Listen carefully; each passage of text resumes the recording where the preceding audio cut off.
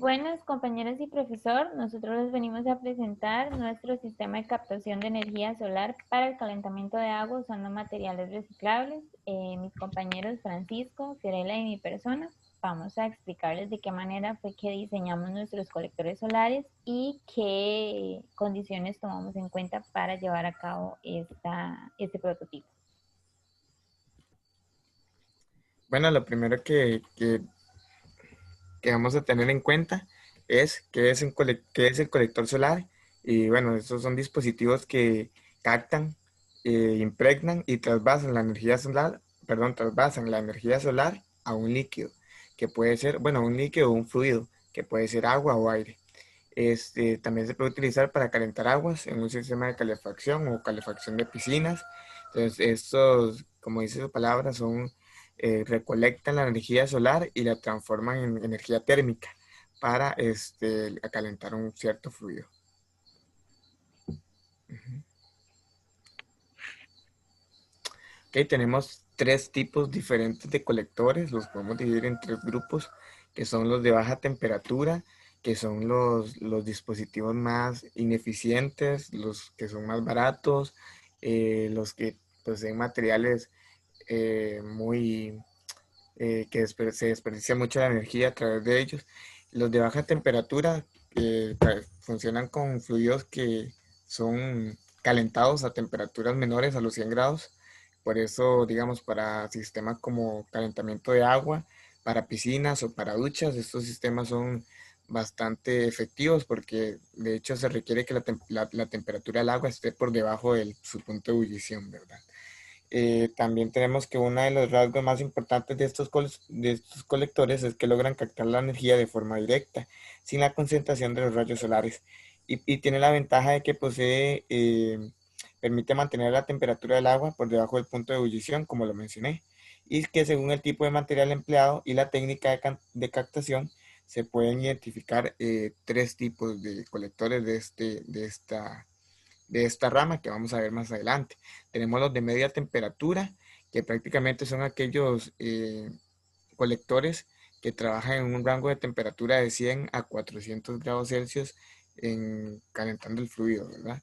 Y tenemos los de alta temperatura, que ya son aquellos colectores que pueden calentar el fluido hasta 400 grados Celsius. Esto más que todo se utilizan en los que son estos sistemas o ciclos de vapor, de Rankine, ¿verdad? Para generar electricidad incluso a través de una turbina de vapor. Bueno, entonces, como les mencionaba, tenemos los colectores de baja temperatura. El primero de ellos es el colector de propileno y es un tipo de colector que es elaborado a partir de una gran cantidad de pequeños tubos de propileno por los cuales circula el fluido que se desea calentar, ¿verdad? Tal como se puede ir a ver en esa imagen ahí, se supone que esos son los tubos, esos, por las placas esas negras que se ve ahí, y va pasando los pequeños tubos, ¿verdad? Que son de propileno. Estos dispositivos se utilizan para calentar el agua de piscinas normalmente, ¿verdad? En exteriores, en épocas de verano. La temperatura de trabajo para estos equipos, como ya le había mencionado, bueno, anda como en un rango de 25 a los 35 grados Celsius y tiene la desventaja de que en su funcionamiento se pierden grandes cantidades de energía, igual por el tipo de materiales que utiliza. Luego tenemos los colectores de placa plana, que se componen de un colector, estos colectores, perdón, se componen de una caja metálica y que poseen un aislamiento. Esto lo hace que sea un poquito más, incluso más eficiente que los colectores de polipropileno, perdón. Dice que también el funcionamiento de este colector es simple y la radiación es absorbida por la placa que está elaborada de un material que transfiere rápidamente el calor al fluido que circula por los tubos del artefacto. Entonces la placa que tiene este colector hace incluso que se concentre una mayor cantidad de energía solar porque esto hace que se cree un efecto invernadero. ¿Okay? Y por último tenemos los colectores de tubos de vacío. Prácticamente su funcionamiento es similar al de las placas planas, ya que de la misma manera aprovechan el efecto invernadero que se produce cuando la radiación solar atraviesa el vidrio que los compone, ¿verdad? El sistema de captación de energía está formado por dos tubos concéntricos, como se puede ver en la imagen, unidos unidos en uno de los extremos entre los cuales se ha extraído el aire, provocando el vacío. Entonces, en esta parte de acá, si pueden ver, aquí se extrae el aire, lo que hace que se provoque ese vacío. También una de las aplicaciones, así, una de las aplicaciones más importantes de este tipo de colectores es en el calentamiento de agua para instalaciones de calefacción, perdón, por medio de radiadores convencionales. Y la desventaja es que tiene precios elevados y requiere mayor trabajo y mucho cuidado a la hora del montaje del equipo. Ahora sí, los de media temperatura, tenemos que los más representativos de los colectores en este tipo son los de cilindros parabólicos. Y bueno, su funcionamiento es bastante complejo, porque si pueden ver, tiene un sistema de seguimiento que se mueve a través de un eje que ¿cómo es? Tomando en cuenta la posición del sol, él se va a ir moviendo para ir captando la energía solar en el momento preciso donde está el sol, ¿verdad? Para así no evitar ese desaprovechamiento de la energía. Entonces vemos cómo está compuesto de un tubo absorbedor y ese reflector que hace que se concentre mayor la energía. Entonces es todavía más eficiente y como ya se mencionó, estos tipos de colectores trabajan en un rango de 100 a 300, perdón, a 400 grados Celsius, que se puede utilizar también para generar electricidad y para mover motores de Stirling y procesos afines, ¿verdad? Sigamos. Luego tenemos los colectores de alta temperatura.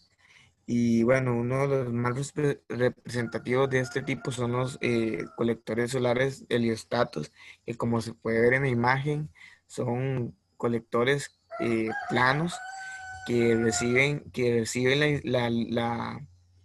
la luz del sol, pero la reflejan hacia una torre. Esa torre recibe esa radiación, recibe esa energía que luego la transforma en electricidad, ¿verdad? Como esa torre la recibe a través de igual, como se mencionó anteriormente, como un ciclo de vapor. Entonces, hace que a través de a través de una turbina se genere la electricidad. Luego tenemos los colectores de discos parabólicos. Estos colectores pueden incluso llegar a calentar el fluido hasta unos 800 grados Celsius, al igual que los heliostatos. Estos colectores cuentan con un sistema de doble seguimiento. ¿Ok? Entonces, esto hace que se concentre mayor la energía solar, por eso es que son tan eficientes, pero sí son muy caros, ¿verdad? Por el mismo hecho de este sistema y toda su complejidad. Como se mencionó, este sistema eleva la temperatura del fluido hasta 800 grados Celsius con el objetivo de impulsar un motor Stirling o una turbina de gas. Siguiente.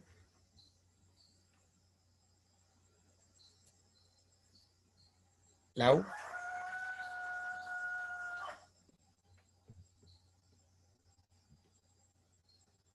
Lau. ¿Ya la pasé? Ok,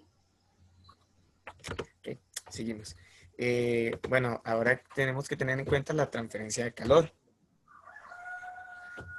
La transferencia de calor, ¿verdad? Que se puede dar a través de tres tipos o tres fenómenos. El primero es la conducción, que se da a través de la ley de Fourier, ¿verdad? Que es el diferencial de calor que se da a través de un diferencial de temperatura, así como se puede ver en la ecuación. Luego tenemos también que existe también transferencia de calor por convección, que prácticamente tomamos en cuenta un factor H minúscula, que es el coeficiente de convección, ¿verdad? El coeficiente de película. Tenemos que también la radiación, que es el fenómeno que estudiamos a través de este proyecto y que se puede calcular a través de la siguiente ecuación, que es emisividad por el área, por la constante de Stefan Boltzmann, por la temperatura en este caso de la fuente, elevado a la 4.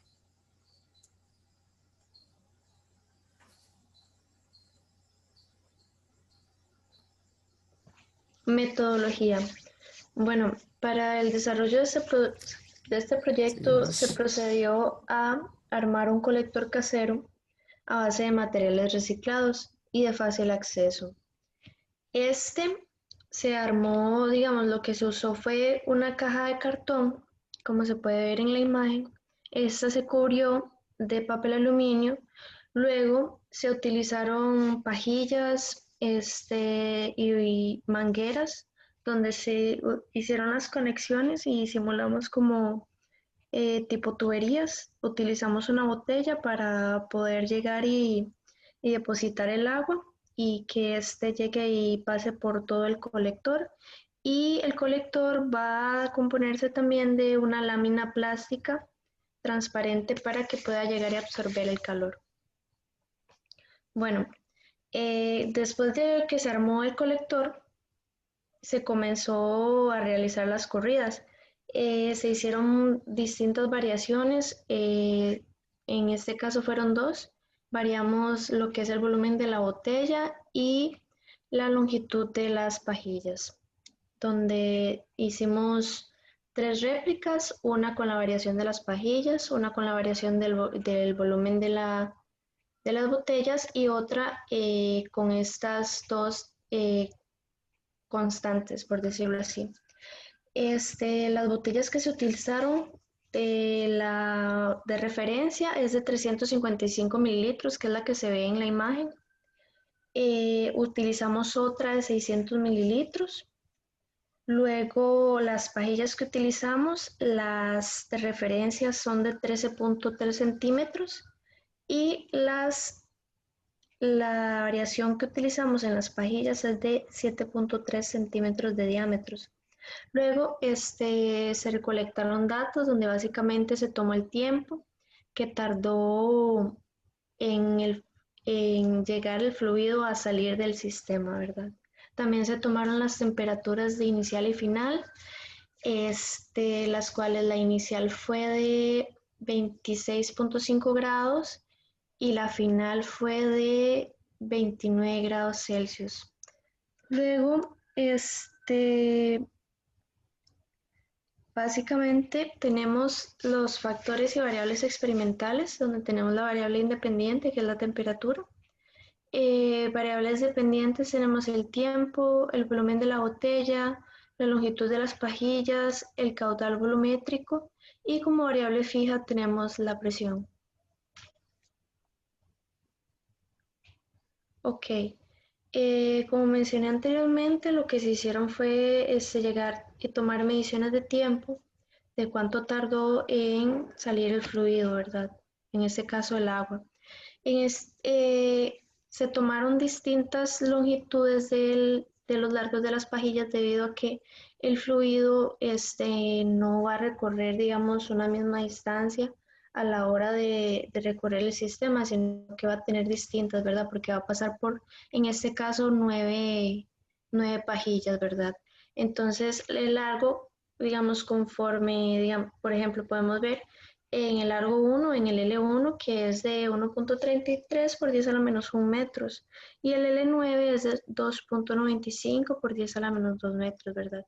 Entonces ahí podemos ver la diferencia de ellos y con eso, la longitud y el tiempo sacamos velocidad. Luego, siguiente. Ok, bueno, en el anterior eran las corridas, variación del volumen de la botella, en este caso es la variación de la longitud de las pajillas, ¿verdad?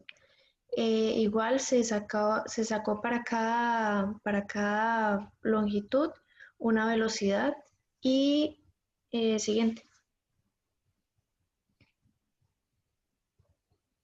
Y luego acá podemos ver los datos cuando la velocidad, perdón, la longitud y el volumen de las pajillas y la botella respectivamente, no cambiaron. Se usaron los datos de referencia. Ahora, después de que tomamos los datos de velocidad, obtuvimos los datos de velocidad, procedimos a sacar las dimensiones de la botella para determinar el área y ya teniendo el área con una velocidad promedio, ya que se necesitaba una velocidad, por ende se sacó una promedio y de ahí se obtuvo el caudal. En este caso obtuvimos esa cantidad de caudales para 4 réplicas. Las realizamos debido a que vamos a hacer el estudio de diseño factorial 2 a la K. En este caso es 2 a la 2 y se necesitaba realizar 4 réplicas y en este caso 3 corridas, las cuales corresponden a las variaciones que se le hicieron al sistema.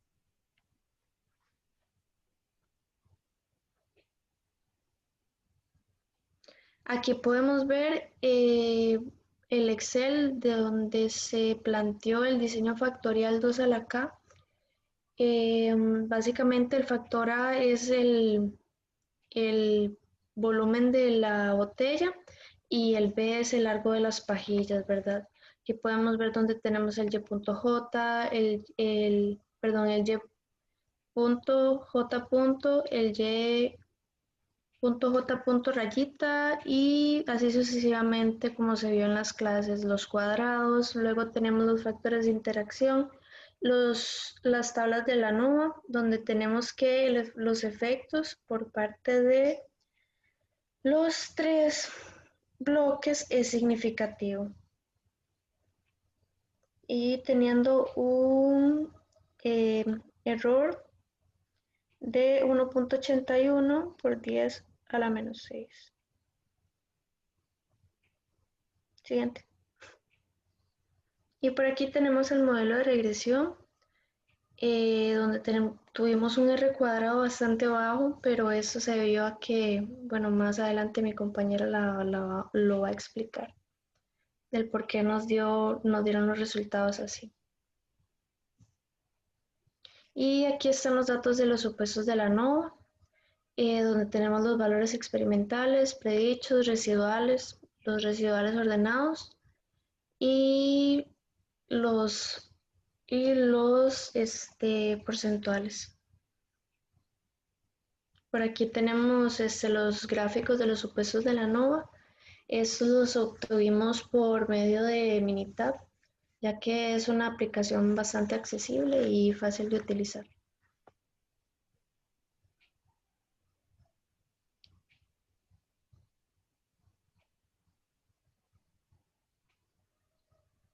Fran,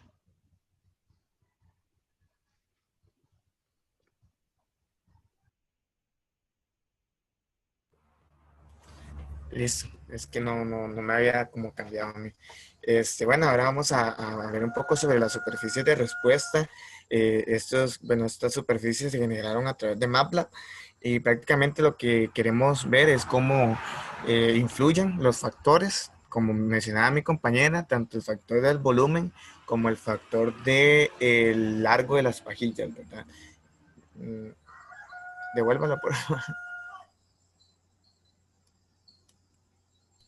Ahorita lo ¿Verdad? hacemos. Entonces, como se puede ver en la superficie de respuesta, vemos como una elevación, un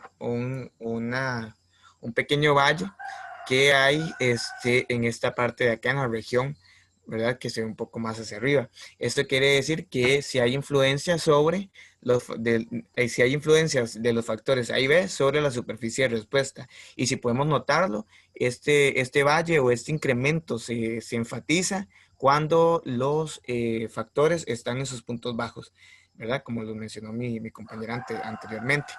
Entonces, prácticamente podemos ver que sí hay interacción entre los factores y la variable de respuesta.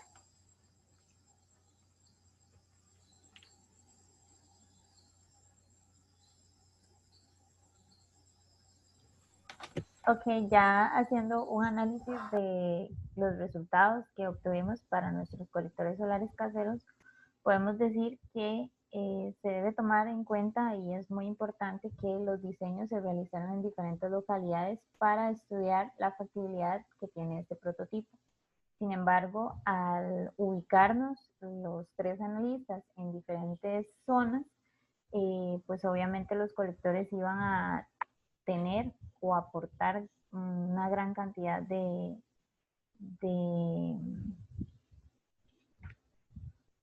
poca precisión que haría que la estimación de la factibilidad del mismo sea muy baja.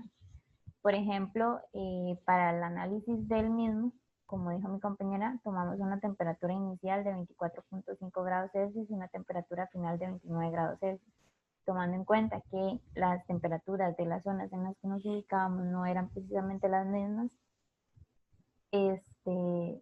Tomamos la decisión de tomar ese valor constante, tanto el inicial como el final, para poder llevar a cabo lo que era el diseño factorial. Además de que tomamos en cuenta y se midió el tiempo que tardaba el colector en calentar el agua y el tiempo que tardaba el mismo en depositar el agua en el tanque de reserva. Se midieron las pajillas y se tomó como una distancia que recorría el agua dentro del colector. De esta manera, con estos datos se estimó la velocidad y por tanto el caudal que se tiene en cada corrida.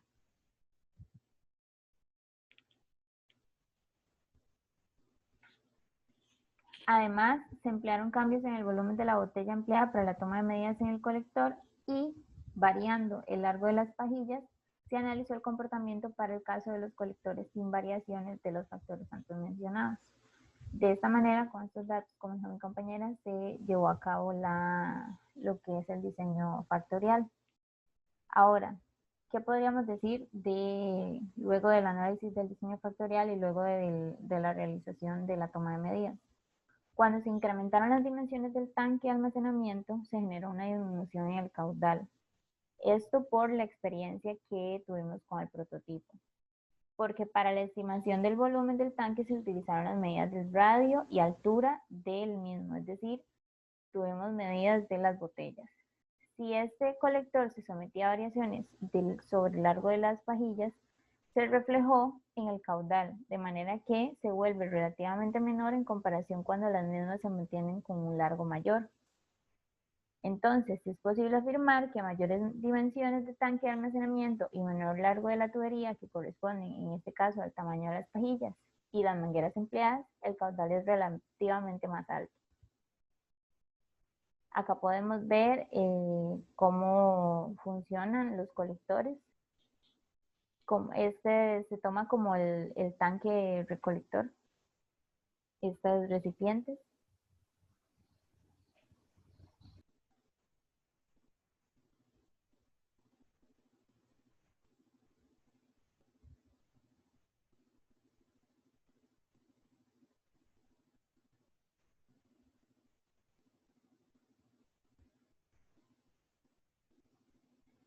Ahí podemos observar el funcionamiento del colector. Se pone el agua en el embudo y esta agua baja por la manguera que se encuentra en el interior de la botella. Llena las tuberías, que serían las pajillas. Se deja reposar para que caliente y luego el fluido va a subir al tanque de depósito.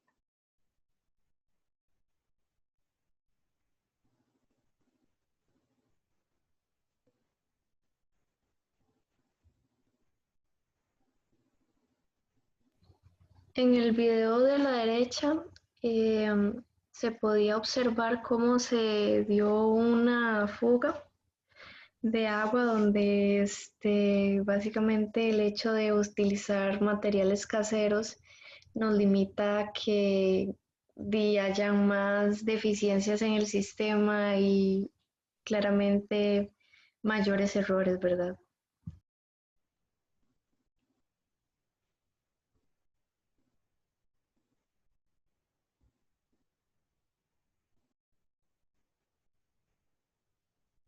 Ahora, para hablar un poco sobre las conclusiones que podemos tomar a raíz de este análisis, Podemos decir que la precisión de los equipos caseros es muy baja, ya que estos no se encuentran calibrados, además de que los materiales son de baja calidad, como lo menciona mi compañera.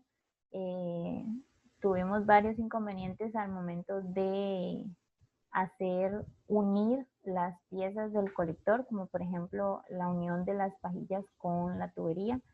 Se implementaron pegamentos y se implementaron esos tapes, y a pesar de siempre se lograron escapar unas fugas, por lo tanto se perdía el agua, se perdía la cantidad del volumen que se estaba estimando desde un inicio, entonces todo esto suma a una muy baja precisión.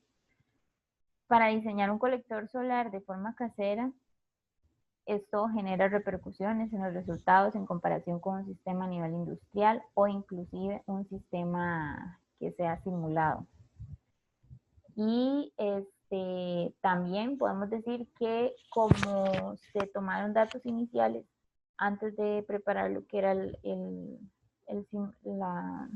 prototipo, entonces, digamos, la temperatura que se esperaba que se obtuviera al momento de dejarlo reposar iba a ser muy considerablemente alta, y eso no nos sucedió.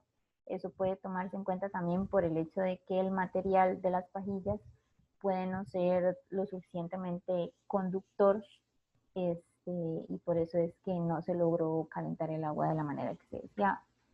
La temperatura del sistema casero no varió mucho tras dejarlo aproximadamente 4 horas bajo el sol, que es justamente lo que les estaba comentando. Los factores estudiados no presentaron ninguna significancia sobre la variable de respuesta.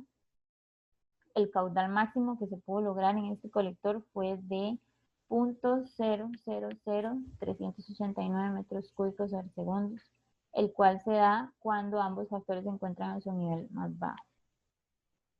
Ahora bien, acerca de las recomendaciones que podemos aportar sobre nuestra investigación y nuestra experiencia con este prototipo, podemos decir que para una mejora del planteamiento de este tipo de proyectos, se debería proporcionar recursos a los estudiantes para la realización de proyectos más eficientes, ya sea brindando el acceso a materiales un poco más cercanos a lo que es realmente un colector solar, para poder tener el tipo de transferencia que se desea, así como los materiales, los equipos de medición, como lo que son los termómetros. La utilización de programas de simulación con el fin de poder comparar los resultados teóricos con los experimentales por medio de porcentajes de error. Esto es importante que se realice cuando se tiene un equipo o materiales adecuados para la creación del colector, porque de lo contrario, una comparación de un sistema de captación solar en una simulación comparado con un tipo de colector como el que se realizó, que no variaba la temperatura, pues igualmente aportaría una precisión bastante baja. Y la utilización de una placa de vidrio que podría aportar una mayor absorción de los rayos solares y por lo tanto se reflejaría en un mayor cambio de la temperatura. Esto sería nuestra investigación, esta sería nuestra experiencia con el colector solar y les agradecemos mucho su atención.